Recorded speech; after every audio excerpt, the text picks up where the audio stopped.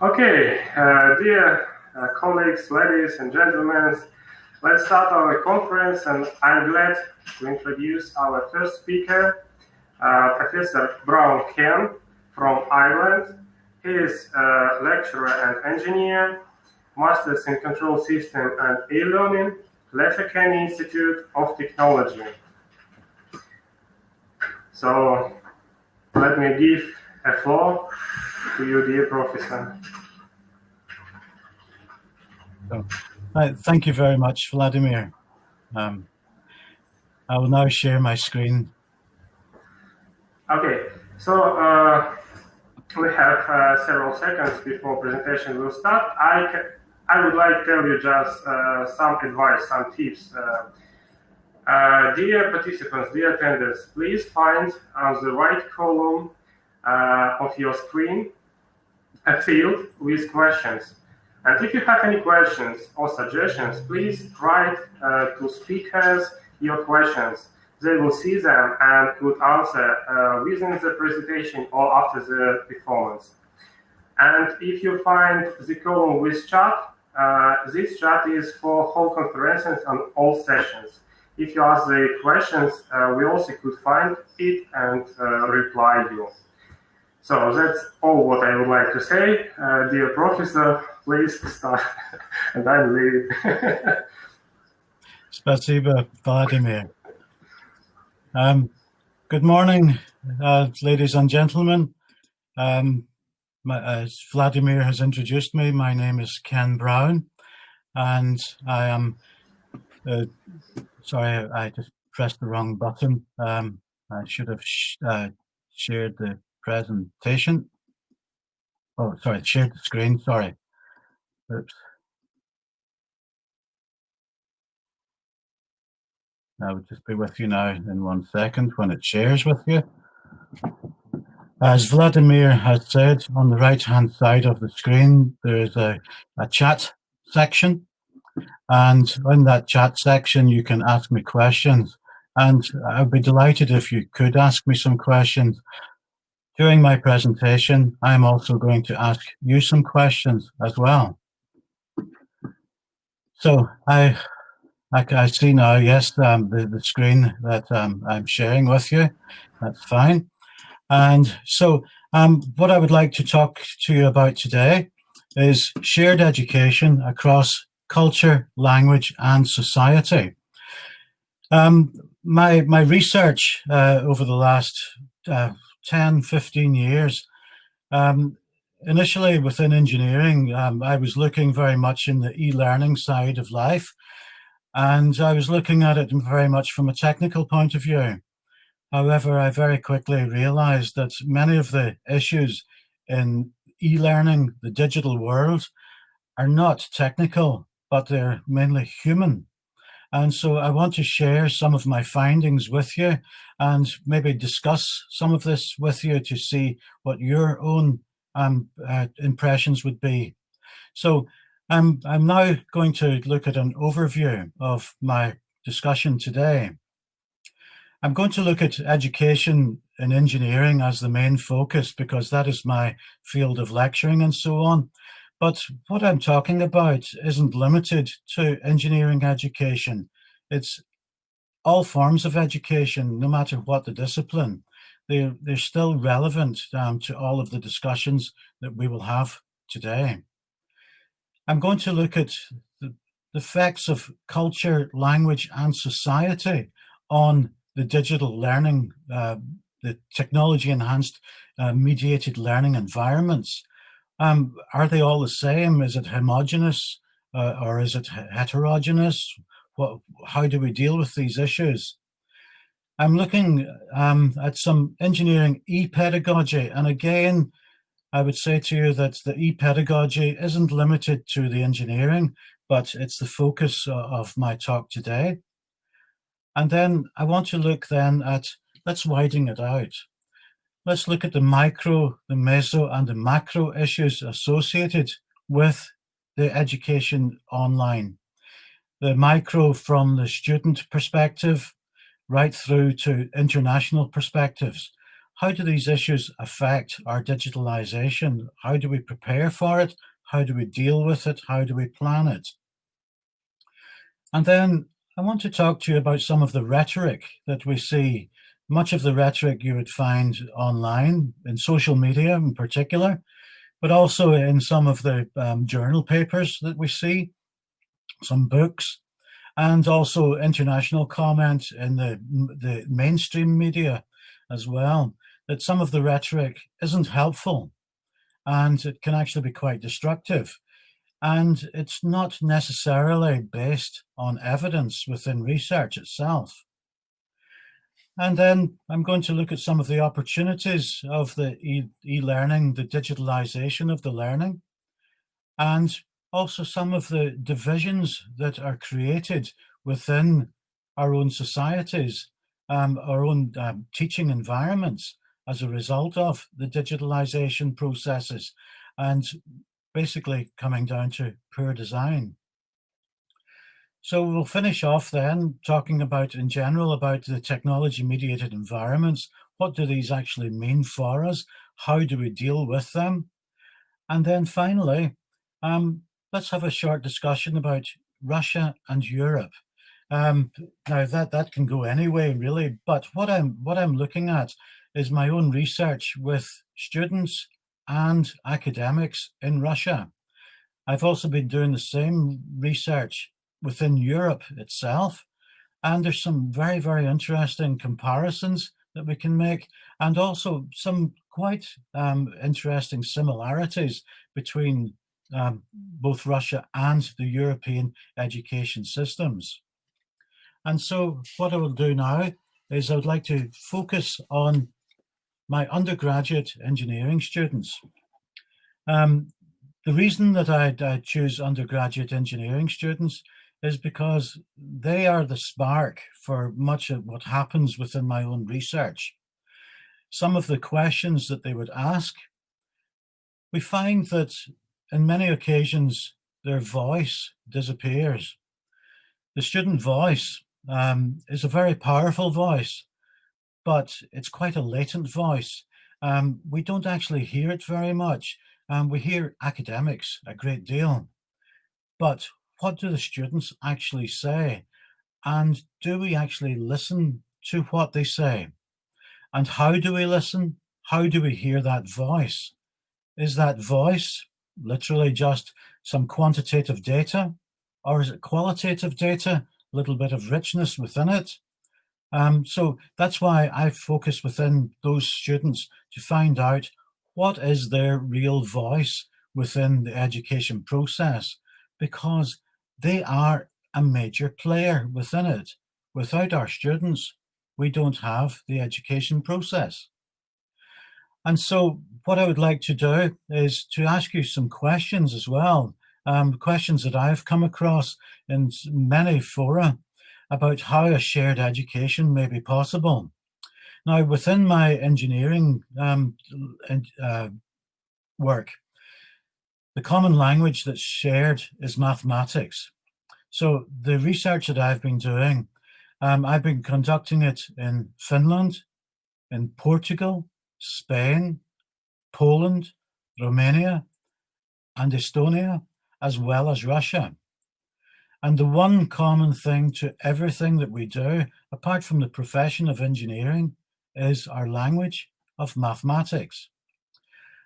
It's shared within all the curricula. However, what actually happens when we share this language? And is it sufficient? Is that language of mathematics sufficient for us to be allowed to actually develop a shared education? Whenever we look at internationalization and digitalization of many programs, we find that, well, they talk about it being shared, but is it shared in a true sense? To be shared, what are the effects of culture, of language, not just mathematics, of society within those, and also our teaching practices as well? And so, ladies and gentlemen, I would like to have some interaction with you at this point within my presentation. You can see a QR code. If you scan the QR code, it will take you directly to a question, and it's got two axes within the question. If you don't have a QR code reader convenient to you, you can enter www.menti.com, and it will then ask you for a code, and the code is 2993861. So if you actually go into that, you can answer the questions for us. It shouldn't take very long. It's quite a quick system, so it is.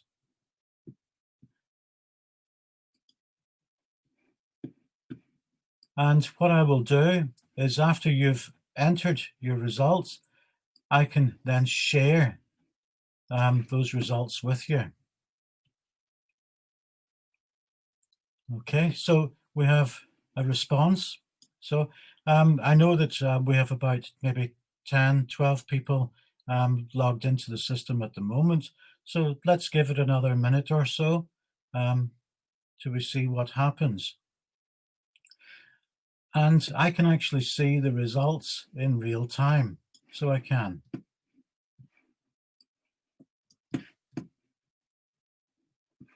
And what I'm going to do is I'm actually going to share those results with you.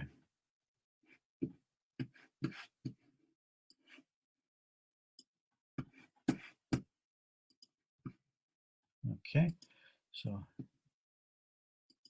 I'm now going to share it within, oh, sorry, it doesn't allow me to share within that section. I'll just come back to the presentation.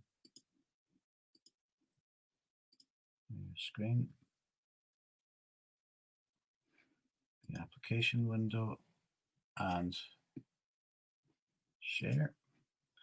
Now, we can see that 9 people have responded.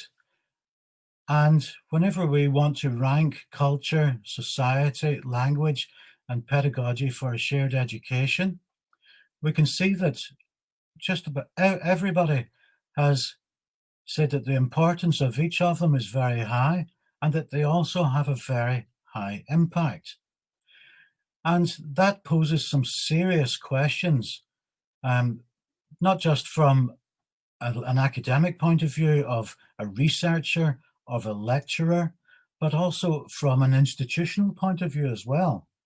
How does an institution cater for culture, society, language, and pedagogy to maintain the importance and the impact of each of them within our shared education? It's not an easy task. In fact, it's extremely difficult. So I'd like to thank you for responding to that question. And what I'll do now is I will return to my presentation.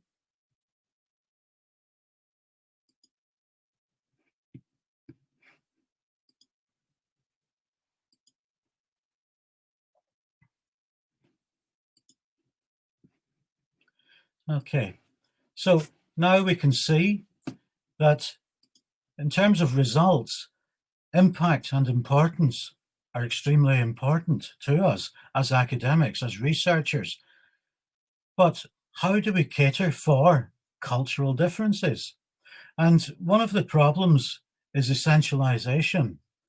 Whenever we actually look at the culture, and this also affects us within society as well, is that we have our own perceptions, and we see particular cultural groups, society groups, and so on, as having particular stereotypes. How do we deal with those stereotypes when we are developing a shared education, not just locally, but internationally?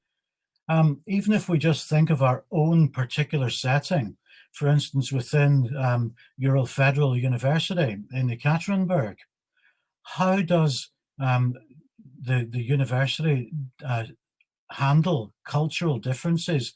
That you will be aware of your own stereotypical approach. your own stereotypical perspective on other cultures and societies, not just within your own city, but within your region as well. If, for instance, if I look at it from the US perspective, you would have inner city. This is also effective in Ireland and UK as well, many parts of Europe, it doesn't matter, that they would look on inner city students as being culturally and societally different, that they would be seen as problem areas. How can we share that education appropriately?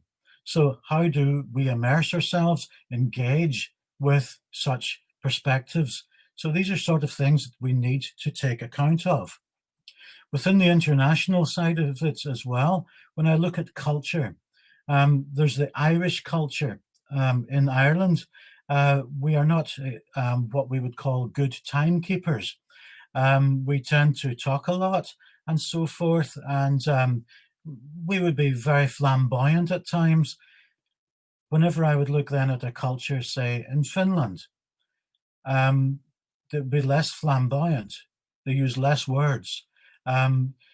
Everything is much, much more strict in terms of interaction with people and so forth. So it's not just the language would be a difference, but the actual cultural differences themselves, and also within the various academic settings.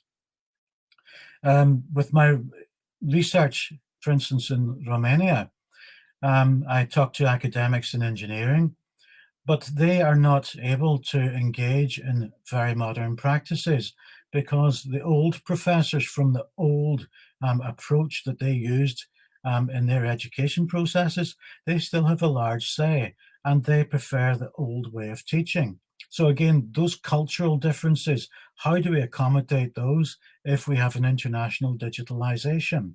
And then, of course, there's the students' culture.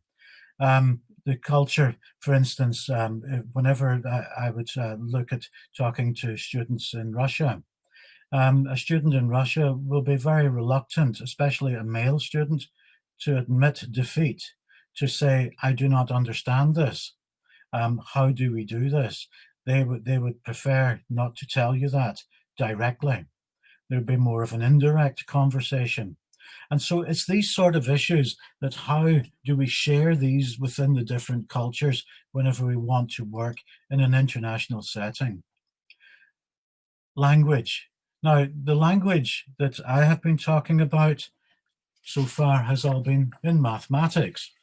But my language now, whenever I am working with 5 or 6 other countries that I'm working with to develop a shared mathematics education curriculum and actual teaching units and so on, one of the issues we have is of the spoken language.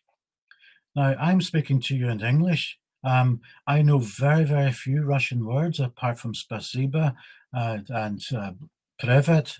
Basically, that's it at the moment. So I would have problems communicating with a Russian student who didn't speak English. But similarly, I have the same issue when I'm dealing with Portuguese, Polish, or Estonian, or Finnish, Spanish, you name it. Our spoken languages are all different.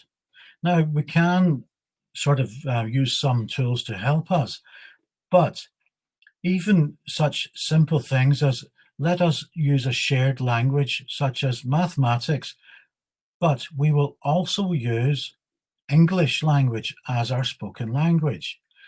That gives us a problem immediately because the way that I would use the spoken language in English is different from the way that you may have been taught. And so you may actually find that there are miscommunications. And one of the big miscommunications that I've actually discovered is whenever I talk about the educational process, the metacognitive processes involving feedback. And when I discuss feedback in different countries, each has a different understanding of that word. And so that spoken language in itself, even though we may decide we're going to share mathematics, we may not actually be sharing the common language that each student, each academic will fully understand. And that goes also for the written language as well. So that introduces issues for me of communication. How do we communicate? And how do we deal with misrepresentations within the communication? As I described to you of the Irish approach to education, to discussions, society, and so on, we talk a great deal. We use a lot of words to describe the one thing. But whenever I would say deal with someone in Estonia, their communication is more direct. And it's actually quite similar, from my experience, to what I've found to speaking with people in Russia as well. There are certain parts of the English language that you do not use, such as prepositions. And so whenever you would communicate, it seems as if maybe I'm being almost speaking as if I am drunk. And whereas I might think, oh, that person is being very sharp with me, but you're not. We're actually communicating on the same level. It's just that we're using a different cultural and society approach. And so that's what we need to make sure of within our communication in the digitalized world. How do we accommodate such issues? And then how do we apply those languages within our programs? And also the conceptual language. Now, for instance, whenever I would be teaching mathematics, there are certain concepts that I wish to discuss. I was teaching in Finland a number of years ago, and the lecturer was in the classroom and he began to laugh. And I asked him, I'm sorry, I don't understand. Why are you laughing? And he said, the concepts that you are using, they are concepts that I have tried to use, but my students have rejected them. And so I'm finding it funny that you also use the same concepts. And so what it tells me is that we actually have similar problems in each country. So we have very, very similar problems. We have very, very similar issues to deal with. And yet, at many times, we struggle because even though we have these similarities in our shared processes, it's actually bringing them and solving those problems to allow us to share them for a wider community. And so, again, within the digitalization approach, I want to look at the effects of society. And the first one I would look at is the peer group. Our students, their peers are within their classroom, but let us not forget that they also have their own peer group outside of your institution. And so that peer group, they could be from quite a high socio-demographic grouping, such as professionals. Maybe their parents are doctors of medicine, they're lawyers, solicitors, possibly academics, whatever, businessmen, and so on. And so the peer groups of those students tend to also come from the same groupings in general. It's a generalization I'm making here. But I also would deal with students who come from very, very low socio-demographic groupings. And so their peer groupings are different. So the ability to learn how to network together and how we network, how we negotiate, and so on within society is determined to a great deal by our own peer groups. And so we need to be aware of those. And how do we then accommodate those from the different groupings within our shared education? And this also helps us then to develop our individual educational pathways as well. By identifying these issues, we can put in support mechanisms to actually boost those who require it. And again, the home society. Our home society, we may be from a poor background. We may not have much in the terms of equipment to allow us to have a good internet access, maybe a good computer at home, and so on. Or it may be shared with our siblings. As a student, I may have to share it with my brothers and sisters. My father and mother may require it to work from home. So how do we accommodate all these issues within the home society? And then we come to the Society of Higher Education. And the Society of Higher Education, it brings in many, many issues. It can actually introduce barriers as well as break down barriers. And some of those barriers come in the form of expectation. The expectation of the institution that a student is digitally aware, that they have the equipment necessary to allow them to study, that they actually are able to study without any other form of intervention, that all we have to do is provide them with a forum in which they can then engage in education. And that affects us in terms of the connectedness within society. How do the poorer parts of society engage? Is their voice heard? Is it valued? And if it is not, then what society problems can that cause? Can a digital approach help to make connectedness a much, much more impactful thing within our community itself, so that people can share much more easily? And in doing so, we would widen the participation, that it's not just the professional groups who would attend higher education, but it is all who are eligible to attend higher education. So in doing so, we would widen our participation within society itself. And so now I come back to our engineering, and I want to discuss with you some of the issues about e-pedagogy. And I say as engineers, but not just as engineers. If I was teaching in humanities or any other discipline, I could change the word engineer. But the question is, do we devote sufficient time to development of digital literacies for our own professional development and those of our students? So ask ourselves, have I really studied this sufficiently, that I am sufficiently competent with the digital literacies required for a digitalized education? And one of the problems that has actually come out of that is that many academics, many, not just engineers, they would say, oh yeah, I'm okay, but I don't really understand these tools and how they actually work.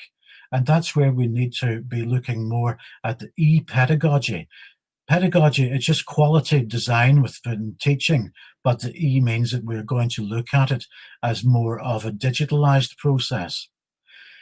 But one of the problems that I've discovered, and I've come across this over many years, is that even by the third year of undergraduate study, many engineering students, particularly in the West, and by the West I mean Europe and USA, they don't actually have full digital literacy. They cannot recognize digital tools immediately, and they don't fully understand what they are all used for. Now, students have been examined for this problem, but there's even less literature regarding academics, and particular engineering academics. We assume that because an engineer is mathematically competent and that they do use certain software tools and so on, that they're digitally literate. But are they digitally literate for the purposes of education, and in particular a shared education? And so in looking at that, I would actually then start and look then right from the very bottom. So a student, the poorest student within my classroom, what issues surround that student, right up through to our international arena, so that whenever we want to look at excellence within our shared education using the digital technologies, we require leadership.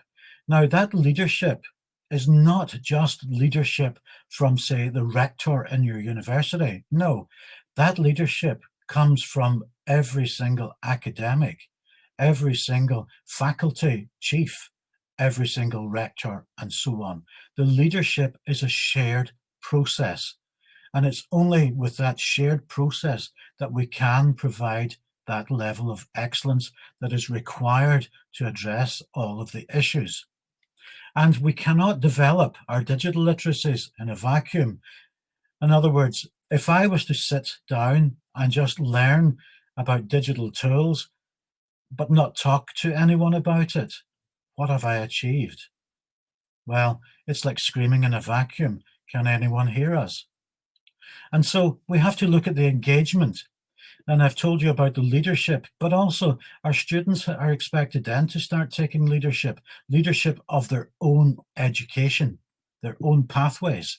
As their metacognitive engine kicks in, starting in their undergraduate programs, and develops, that they start to understand issues such as reflection, reviewing, feedback, assessment, and so on, that they develop a shared dialogue with the academics, and so that we have a true engagement, a true shared educational process. And so in order to achieve that, we need an epedagogy that takes a whole institution approach. We have to cover everything from administration, how we manage, how we teach, how we learn, how we assess. Everything all has to be included as a holistic approach.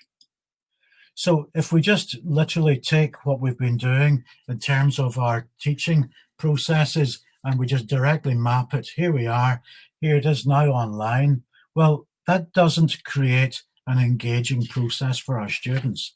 It also doesn't engage the academic either. And so we need to look at how we can translate and transform what we're doing with our pedagogies, so that with the shared education in the digital world, that we do have an immersive and engaging pedagogy, that we can engage all forms of pedagogy. And so we have to, as I said to you, we have to provide leadership, not just for engineers, but all academics, that we can't just assume that what we're doing is real. We can make expectations of our students, but we actually have to practice and develop it as we go along with our students. And so whenever we look at our students, the first question is about the digital literacy levels. Because a student is able to use a browser, that doesn't mean that they're digitally literate. They may be able to use Snapchat or Instagram and so on, but can they use the digital tools that are necessary within their education? And so we as teachers, we have to have a presence within the actual pedagogical process itself. So it can be a fully online system, but we still need the teacher presence.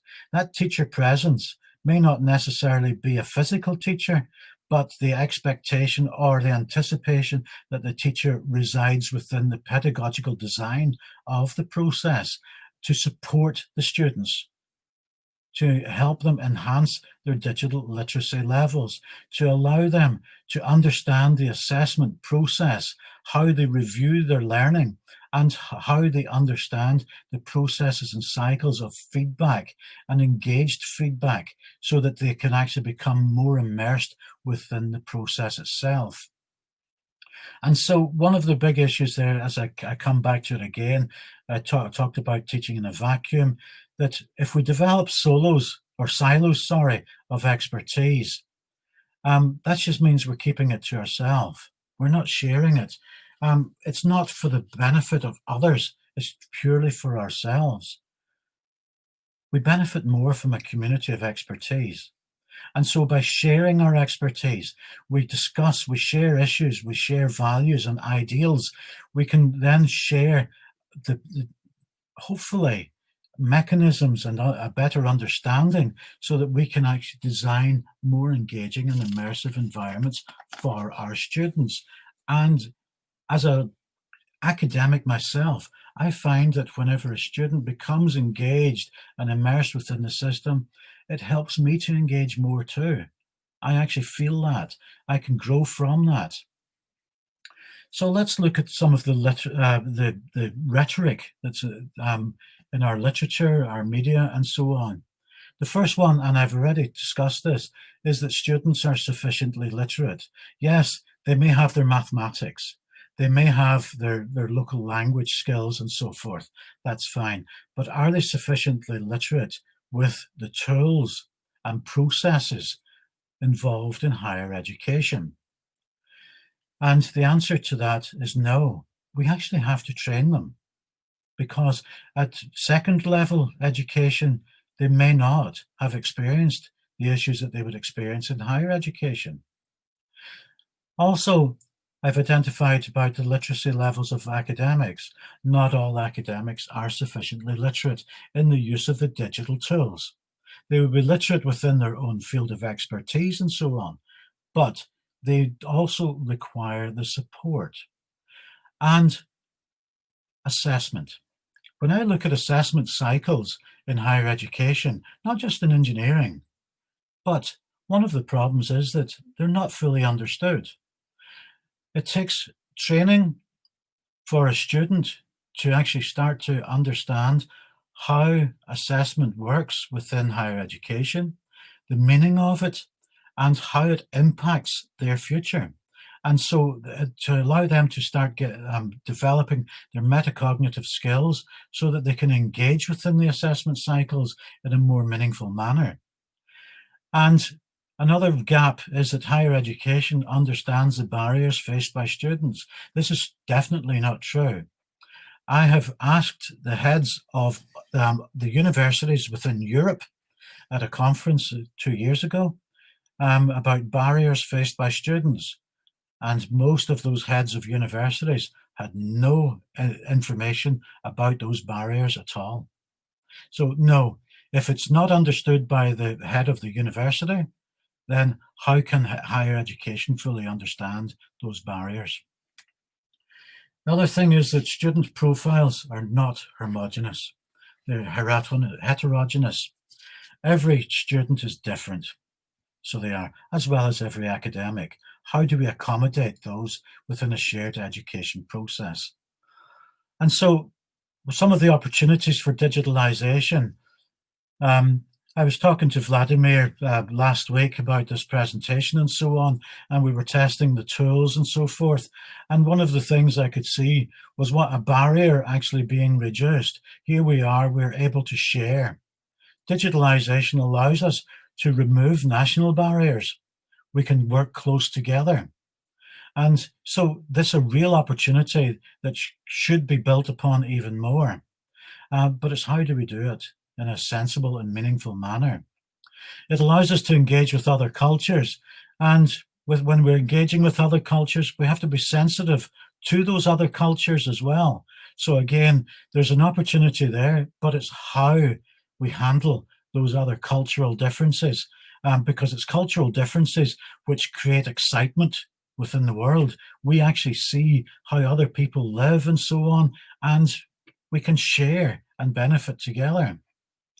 The digitalization will give us exposure to alternative practices. It has allowed us to explore new avenues and so on, avenues that weren't available to many academics prior to the world of the digital. So it wasn't. But it also gives us access to large data sets. Now, these data sets are mainly quantitative in terms of your students, your modules, your programs, your institution. But how often do we actually go beyond the numbers and go to the people themselves and find out what are the real statements that people are making so that we can understand what digitalization is really doing for them all? So I say to you, please don't assume that all students are digitally literate. They are not. It takes training. And that we need strategies at institutional level to address all these areas, such as our teaching, our assessment, and our training. And this is an ongoing process. It's not something that you can do in a short, sharp program. So what I would like to do now is I would come back and ask you another question again. Here I want to look at digital division, and I said to you, well, look, COVID, we're all affected by COVID at the moment, and it has forced us into an unsuspecting world. Many academics have been forced to use the digital world that they just weren't expecting. What I would like you to do is go into use the QR code or the menti.com, and this time it will be a different code, 946520. and it's going to ask you some questions. Again, it's just 3 questions, so it is, but it'll be interesting to see what your results are like.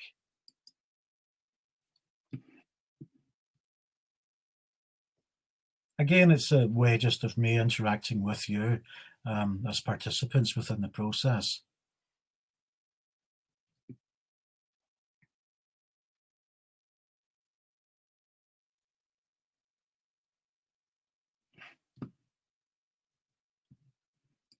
Okay. So what I'm going to do, just as we did before, I'm going to share the results with you. I'll go to my application window and share the results. So here we have, I asked the question about digital division, and I asked you to either agree or disagree that all students have equality of access. Are all academics aware of technology capability? And is higher education aware of barriers to access? So we've got 7 replies so far. Now, I'm finding these results very, very interesting. I know it's only a small snapshot, so it is. But what it's actually telling me is that academics being aware of technology capability, you're certainly, well, you're sort of just above unsure, you're slightly agreeing, but also about equality of access as well. But it's interesting that you say that higher education is aware of the barriers to access. I would tend to agree with you to a certain extent, but there are many barriers that I find that higher education is not aware of. One of the barriers is that the internet access of students from home. Students living in a city, yes, they have no problem with access. But if you live far in the countryside, there's parts of Europe, for instance, Ireland here where I live, you may only live 20 miles from a city, but you have very, very poor access to the internet. So you would have difficulty sharing in a digitalized world. So you would. But it was interesting, last time I was in the Caterinburg, we visited the countryside as well. We were on a tour, and we were quite a distance away from the city, and we were in the woods, and yet I had full 4G access. And I thought, wow, this is fantastic. So again, it depends on the society we live in, where we live, and so forth, what sort of access we can have. And all students having equality of access. In the UK, during COVID lockdown in March, April, there were occasions where some people in cities were so poor that the only way their children could access their education was through a mobile phone. But there was only one mobile phone in the house, and there was 5 children, and they all had to access their schooling through that one mobile phone. So those students would certainly not have had equality of access. So it's those sort of issues that we need to make ourselves aware of as well. But thank you very much. That's really interesting. Let's go back now and go to my application window. Oh, I have 15 minutes left. Okay, I think we're okay for time anyway. So whenever we actually look at these issues then about access and so on, we need to start looking at the technology itself and the environment that we live within. So we need to look at the framework where we need to reference people and society and the learning environment, that the framework of the technology has to take care of all those 3 issues. But one of the big issues that technology creates for us is how we get an immersive experience. How do we have it that the student really is involved seriously within the education process? That's actually quite difficult to achieve within the technology mediated environment. And so we now look at our mediated environments. Human learning forms a bond with the mediated environment. And by doing so, we have to have a teacher presence. So that teacher presence, if it's not strong, then the students may feel as if, oh, does anybody really care what I'm doing here? And then how do we accommodate the learners' voices themselves? Are they enjoying it? Are they not? Are they engaged in it? What issues are they having? Do they have ownership within the whole process itself? Do we have a shared ownership? Do we feel secure within it? And the other thing as well is that humans are not objects. So that's a philosophical belief of mine. And so whenever I look at some of the artificial intelligence processes, treating humans as objects, it causes me problems personally, so it does, because we're more than just an object. We have life. And so in terms of the engagement within that mediated environment, are we just looking at quantitative data? If so, then does that really measure engagement? The engagement is where the teacher hears, acts on, and responds to your learners. And so that's where your teacher presence comes in. And any authenticity within the system, it has to be recognized and valued. In other words, are we doing a real problem-solving process here? Are we learning those skills necessary to allow us to communicate the solutions to people? And whenever we're working with a heterogeneous group, how can we do this? Not always easy if there are big differences. And so what I'm going to do now is I'm going to finish off with a quick discussion about Russia and Europe. From my experience, your students are sharing the same experiences as those across Europe. That the answers that I've received, there are no statistical differences, very little between them. That they share the same fears and anxieties for themselves, for their society, their culture, for their own future. And they also struggle to share that with the higher education world. We have digital division. It's in every single nation. Some of those nations try to hide it, but it exists. And it's something that we have to be aware of. We may not be able to solve it, but we have to be aware of it. And from discussion with the academics in Russia, in Ireland, in UK, and so on, we all share the same struggles. We are all trying to learn the tools, do the best for our students, share ideas with each other, research, keep ahead of our own field and so forth. Those struggles are very real. So in summary, I would like to say that as academics, many of us, we have to be aware of differences in culture, language, and society. If not, then we're actually creating barriers for those students who are engaging within that shared process. That any mediation, for it to be successful within a digital environment, it needs teacher presence. That teacher physically does not have to be there, but that presence is designed and built into the system through the pedagogy, the e-pedagogy. And it's that teacher presence that acts as the glue, keeping the process together, the assessment, the review, the engagement, and so on. And so we can't be successful if we're just working alone in a silo, as I call it. We have to work together. We have to be in a shared environment. We have to develop our communities of expertise. And finally, as I said, humans are not objects.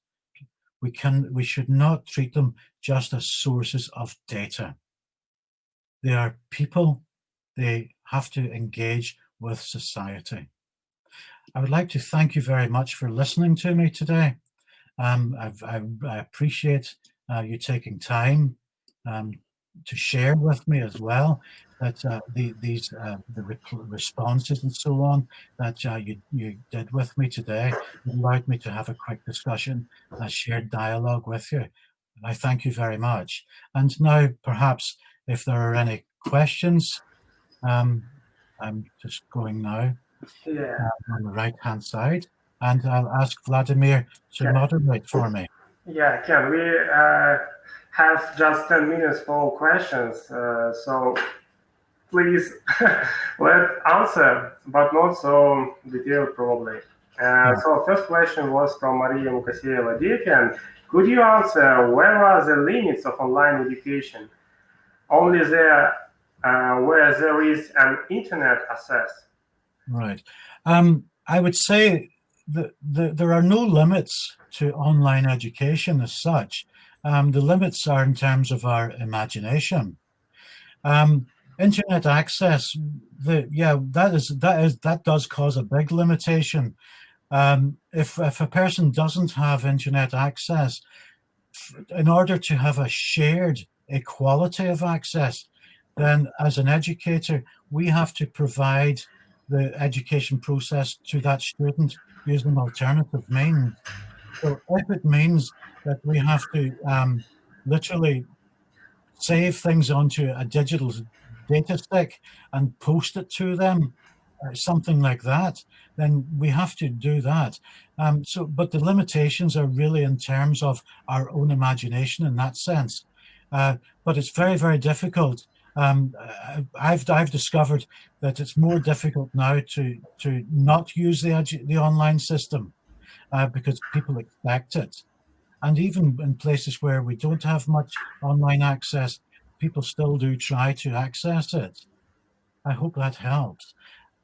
So the next question, Alexei. Alexei, yes, online education for engineers, managers, simulators, VR, etc., is pretty expensive, and it might differ from country to country. What we have a situation when engineering with online education would be available only in developed countries. Yeah, that is a very real danger. So it is. The software that we use in engineering is very expensive. There are limited licenses and so on for simulators, for the application developments. And so in order to actually access them, how do we do that?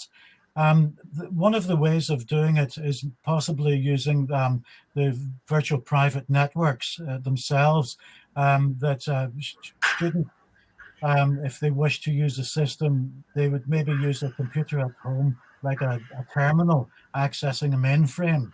And so the expensive software would be located in one location with limited number of licenses.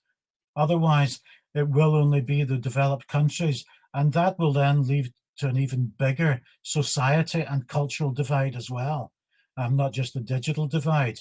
And so as engineers, we have to be cognizant of that. We have to be aware of the problems that we may be causing for society.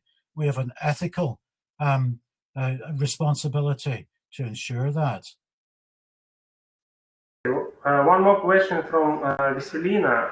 I have a question. There are so many different tools to be used in order to make the online education more engaging and effective. How the education can choose the most suitable for them tools and not to get overwhelmed by the huge variety of tools. Okay. Veselina, that is a very, very valid question. It is a question that I've struggled with for actually 20 years. One of the things that I would say to you is less is more. So rather than looking for multiple tools here, there, and everywhere, look at your own pedagogy and say to yourself, what do I really need? And so by limiting the number of tools that you would be using, you'll demonstrate expertise within them, but you will also not drown, as I would call it, in a sea of other tools, which actually can become distracting. And we find that many of those tools replicate other tools anyway. So I would say less is more. What I would say to you is that to be engaging and effective, I would design my pedagogical units. I would say, right, okay, I'm going to keep this simple. I'm going to have maybe a short video, fine. That's easy to do. And then I'm just going to share my whiteboard. I'm going to then engage, for instance, the tool I use today, Mentimeter, that's free. And I'm able to use that tool and ask a question. If I use that in a lecture, I would then have a discussion with my students for maybe 20 minutes about what I asked and how they responded. And so you're engaging then with just a simple tool. It's free, but your students feel valued because they see their voice participating within the process itself. And so my advice to you is only use one or two tools and keep it as simple as possible. The more tools you use, the more complicated it becomes, and better chance then of things going wrong. So I'm not sure if that has really answered your question, but. Okay, we have two more questions. Question from Jana, quite similar. Addition to the previous question, could you please answer which strategy is better for university? One tool for everyone or limited variety, 2, 3? Keeping in mind we have number of international students and some countries limitation for certain software. Thank you. Yeah. Jana, yeah. The problem of one tool for everyone doesn't work because as an engineer, I need certain tools, otherwise I cannot simulate and so forth. Whereas if I was teaching languages, I would be using different tools as well. So you have to look at it in terms of the pedagogy required for your own teaching. But I would actually limit it in terms of the number of tools. So I would just come down and I would say, look, what do I really need? And the problem then is your international students. Some of them are not allowed to use certain software. And so in advance of your teaching, you would have to find out what software is not allowed to be used. Otherwise, you would be disadvantaging those students. It's again, hopefully within your university, you have a grouping such as with Vladimir, you can maybe discuss that. You can say, look, this is an idea that I want to use for my teaching. Is there a tool that I can use? Otherwise, you're going to find it very, very difficult to even answer that question. But I would try and limit the number of tools. I really would. Keep it simple. Don't get complicated on it. But try and find out what tools are allowed in the majority of countries. Not every country allows you to have, for instance, full internet access, chat rooms, Google access, and so forth. And so how do we do that? It may be that within your learning environment, within the university itself, that your shared whiteboard, for instance, today I'm sharing my screen with you, but I don't use the tools that my own university supply. I use my own tools at home. I use my iPad with all my applications, and it ties in with Air Server into my own computer, which is I then share the screen with my students. So I have everything on my one computer at home, and I share the screen. So all students can see the use of the tool and so on, but they may not necessarily have to actually download that tool themselves. Dear Ken, we have several questions, but we don't have any more time. Next speaker will start in 2 minutes. I'm really thank you, and dear colleagues, thank you for your engagement, your questions, your feedback. Yes, we will make all records of our presentation and performance, and we will spread among all participants who were registered. Dear Ken, thank you again. Thank you very much, and take care, everyone. Yeah.